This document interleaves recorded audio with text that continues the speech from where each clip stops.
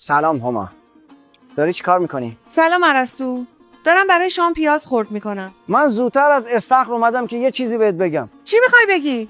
بگو. نقی داره با خانم پیاز بهت خیانت میکنه. آخ آخ آخ آخ. چی میگی؟ نقی اهل خیانت به من نیست. چرا بچه حرف میزنی؟ فردا با هم میخوان برن استخر. راست میگی؟ باشه تو برو، خودم یه فکری میکنم.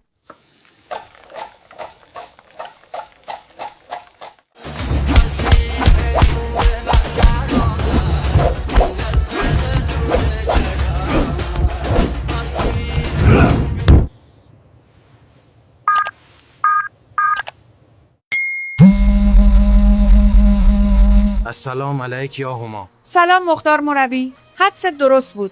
نقی و خانم پیاز با هم رابطه دارن. همانطور که گفتم خیانت مانند یک بیماری در بین میوه جا طول می‌خورد. خب حالا من چی کار باید بکنم؟ با مهارتی که کسب کرده‌ای باید به مصاف تزویر بروی. نقی و پیاز خائن فردا تو استخر قرار دارن. فردا به استخر برو و آنها را در حین عشق و حال سورپرایز کن. سپس با اشقیا که در اینجا خانم پیازه است مبارزه کن. باشد که خداوند تو را یاری کند. باشه مختار مربی.